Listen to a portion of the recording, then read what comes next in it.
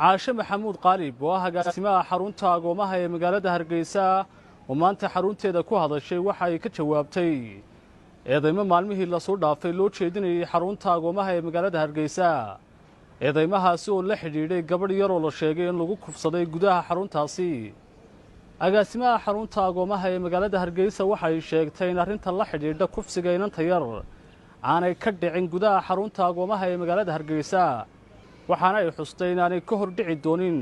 baaritaano ay sheegtay inay wadaan laamaha cadaaladda ee Somaliland balse waxay tilmaamtay inay sharciga la tiigsan doonto warbaahintii tabisay warkaasi jecelahay inaan maanta ka hadlo arrin maalmahan aad loogu qaadaadhigayay baraha bulshada taasoo isu bedeshay waji siyaasadeed iyo mid qabiil xaqiiqadiina aan looga baahnayn meelaha sidan oo kale ah ee jilicdasan ee caruuraha lagu korinayo vulnerable-ka ah in arrinta caynkaas ah loo adeegsado wajiyada caynkaas aad baan ugu xumahay qodobka labaad aan jecelahay inaan ka hadlaa waxa weeyaan waa warbaahinta iyo hay'adaha sharciga sida qolooyinka u dooda xuquuqda aadamaha oo warar aanay hubin oon labadii dhinacba la waraysan war one side stories ka sii daayay iyaga oo weliba TV-ga home cable oo aniga iga been abuurtay shakhsiyan oo isagoo war uu soo abaabulay sii daynaya igu soo daray oo clip yar intuu kala baxay YouTube-ka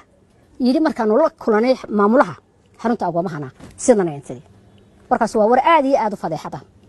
isagoo TV weyn ah inuu waxa soo kala ku kaca waxaana u mari doonaa legal channelska waa qodobka saddexaad waxaan jecelahay maanta inaan cadeeyo kiiska dhacay ee reybka ah halka uu ka dhacay totally inaanu hayn xarunta agoonta ama kombaanka sare ha ahaado ama ka hoose inuu ahaado laakiin aruurta ku jirta laakiin halkuu ka dhacay ma aha in lagu shaambadeeyo xarunta agoonta no kama dhicin halkan waxay leedahay gabdho aad u fara badan dumar aad u fara badan oo hooyooyina oo nidaam wanaagsan ku shaqeeya waxa jooga security albaabka aan cid ka soo daynin waxa jirta inaan hablihii inamadu isku meel gelin ma galaan hablihii inamadu isku meel isma arkaan laakiin meelo la isku arki karaa way jiraan oo waxaanu ka dhaceen marka aan rabo inaan maanta ummadda ka jaahil saaraa war xarunta aan maamulo ee aniga laygu associate gareeyay ma jirto no dadka doonay inay character assassination aniga igu sameeyaan uma suuro galayso way failure ba noqonaysan markay soo baxdo xukunka maxkamadda iyo CID-da iyo hay'adaha sharciga u qaabilsan ay soo saaraan markaas xaqiiqada ogaan doontaan arrintan ma aha in la wadwado illa laga gaarayo go'aan in la xishoodo weeyaan waa arrin xasaasiya waa inay yar oo mustaqbalkeedii lagu ciyaaray maan jeclayn inaan ka hadlo da'da inanta ee marba qofba meel ku dhufanaya aanu ogeyn anigu waxaan u hayaa sharcigeedii ay ku timid wadanka ma hay min xirada agoonta sharciga had iyo jeer ala caruurta waxaan ku qabanaa bilaa sharci ilma bilaa sharci inta halka la iska soo galiyo lama qabto horta marka u horeysa waxaan nagu soo anaga noo keenta caruurta xarunta degmada Hargeysa ayaa noo soo gudbisa iyadoo u soo samaysay certificate document ka isagoo original ah iyagu way file garaystaan filing cabinet-koodii ku ritaan lacala wax kan ka dhaco annakana mid baan noo keena original oo shaambadii ay ku taalo degmadu xarunta degmada ee maxkamadda degmada Hargeysa annakuna doosayga iyagaan ku ridnaa waan file garaynaa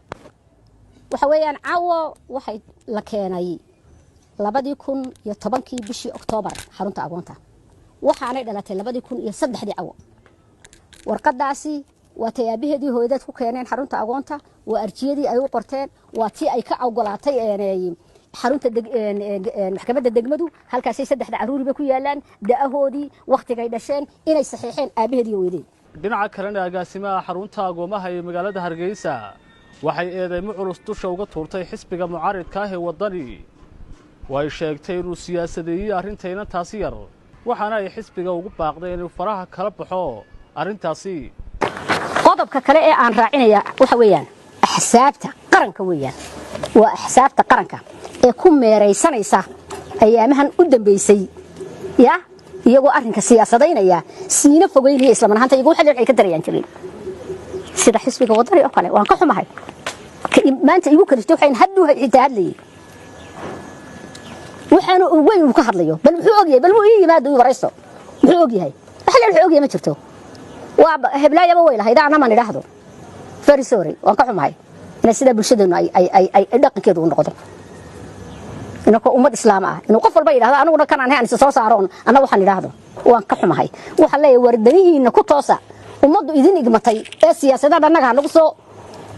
wixina hanagu dhex mulaaqinay saasan leeyahay xisbiga wadani baan sheegaya ma xisaabta kale halkan waa halku wiilin lahaay iman lahaay oran lahaay say wuxuu jiraan ma ha inuu yiraahdo uun iisoo cararaana iga duuba hala hidanaagta Abdul Jabbar Maxamed Xuseen telefishan Kerial Hargeysa